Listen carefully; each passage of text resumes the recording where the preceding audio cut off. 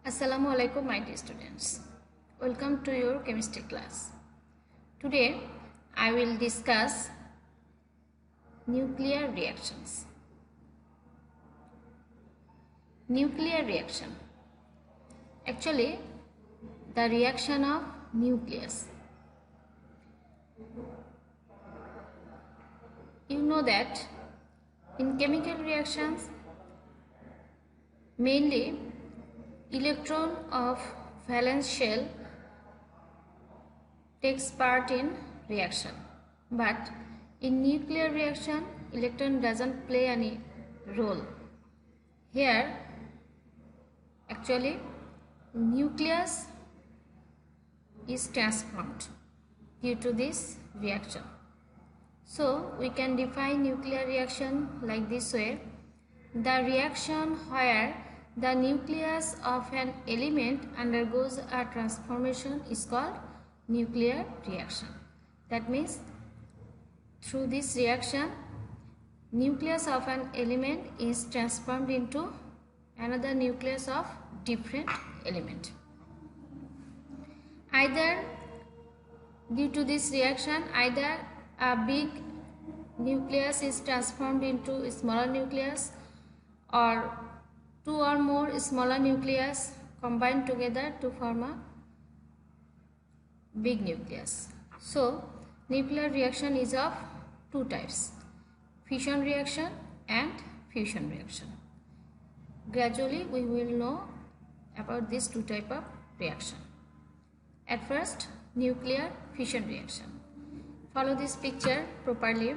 Here this is target nucleus. That means this is a heavy nucleus which is struck by a neutron, heavy energy. And when this neutron with a high speed strike a heavy nucleus, then from this heavy nucleus smaller nucleuses are produced. These are fission product. That means due to fission reaction these smaller nucleus are produced, and also more 3 neutrons, high energetic more 3 neutrons are also produced. So from this picture we easily define fission reaction like this way: nuclear fission is the process of splitting a nucleus into two nuclei with smaller masses. That means large atom is transformed into smaller atom and also emitted a huge amount of energy. Fission means to divide. That means from a large nucleus it is actually divided into two smaller nucleus. Only large nuclei with atomic numbers above 90 can undergo fission. That means the nucleus which have mass number above 90, atomic mass is above 90, only those elements occurs nuclear fission reaction. Also you can define nuclear fission reaction like this way: nuclear fission is the splitting of a heavy unstable nucleus such as uranium-233, uranium-235, 233, these are actually isotopes of uranium whose atomic number is 92, and plutonium-239 into two lighter nuclei. Follow here, uranium-235 is transformed into krypton 92 and also whose mass number atomic mass is 92, and barium whose atomic mass is 141 into these two nucleus, and also released to energy,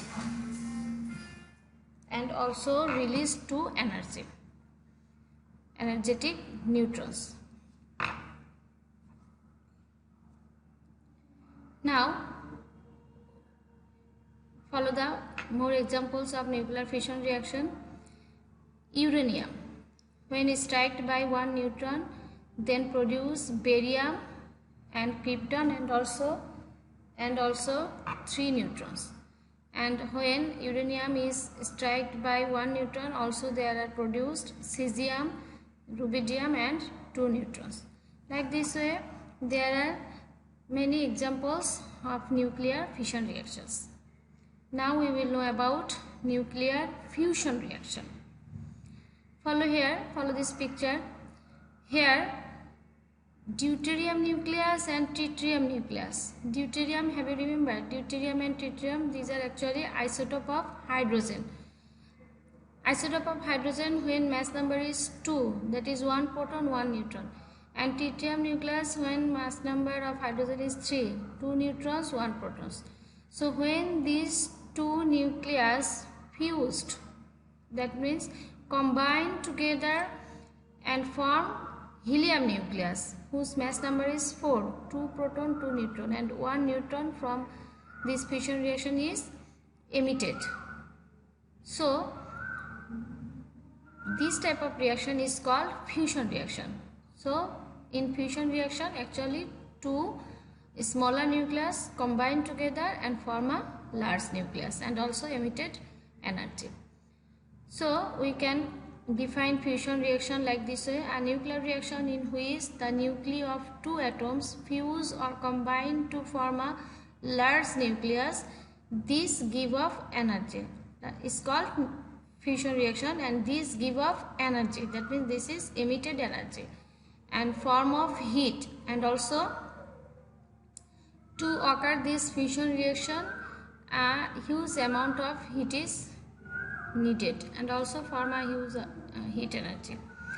And this fusion reaction is also called a thermonuclear reaction, and it occurs only at very high temperature, and lowest temperature required for fusion reaction is 4 crore Kelvin.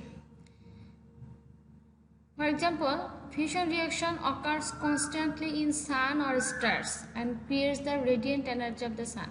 That means inside the sun always or continuously or always this fusion reaction is occurring. How? Follow this. Inside the sun there is hydrogen, full of hydrogen. So at high temperature, about 15 million degrees centigrade temperature, hydrogen atoms, two hydrogen atoms are combined together and form helium atoms and emitted a huge amount of neutron energy. So this fusion reaction is always occurs inside the sun, and this emitted energy actually the source of energy which we get from sun. Now from here you will gather more knowledge. Nuclear fusion is the process which powers the sun and other stars. That means this nuclear fusion reaction is the source of power of sun and other stars. In this process, small nuclei join together to form a larger nuclei and energy is released. In the sun's core, at temperatures of 15 million degrees centigrade, hydrogen nuclei fuse to form helium nuclei and releases vast amount of energy. So this is the actually main reason of producing energy of sun, this nuclear fusion reaction. Now review one time. Nuclear fission reaction means a large nucleus splits into several small nuclei when impacted by a neutron and energy is released in this process. A nuclear fusion reaction means several small nuclei fuse together and release energy. Follow here. In this reaction, fission reactions, no need to apply any external force, just it is struck by an energetic neutron, and also energy is released from this reaction. And in this reaction, heat energy is needed for occurring this fission reaction. High heat energy is needed, and from this reaction also energy is emitted. So we can say in any nuclear reaction energy is always released. Now chain reaction. Actually all nuclear fission reactions are chain reaction. Why?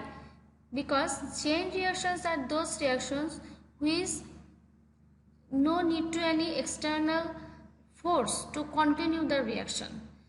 For example, follow this example here. When a heavy nucleus is struck by a neutron, then it produces smaller nucleus and also produces another 3 neutrons, energetic neutron, which again, if we can control the pace of these neutrons, then again these 3 neutrons are strike another 3 heavy nucleuses, and again after the fission reaction there are produced more energetic neutrons and also smaller nucleus, and these energetic neutrons, if we can control again the space of this neutron, then also again it strikes another heavy nucleus. Like this way this reaction actually continue like a chain, and for this no need to apply more energy.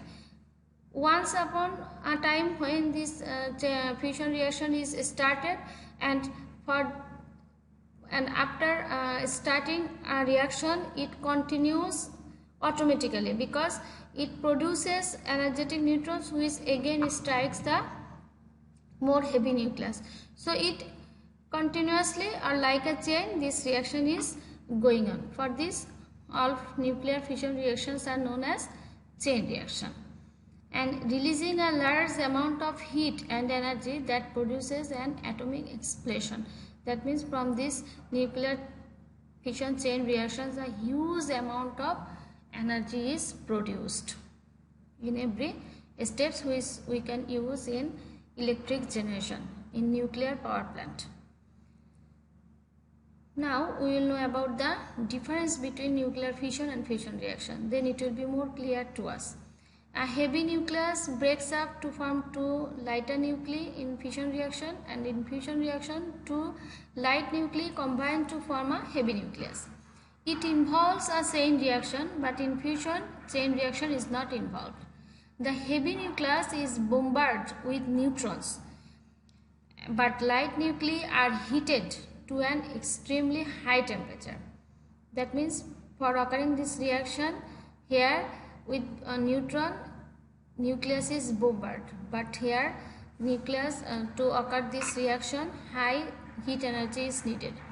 We have proper mechanisms to control fission reaction for generating electricity, and for this already in world electric generation of electricity by nuclear power plant is already started, and in our country you know that in our district at Rupur already this nuclear power plant is planted, although electricity is not produced still now, but very near future it will be generated. And proper mechanisms to control fusion reaction are yet to be developed. That means still it is not developed. Disposal of nuclear waste is a great environmental problem, but disposal of nuclear waste is not involved in this nuclear fusion process. Raw material is not easily available and is costly, but raw material is comparatively cheap and easily available.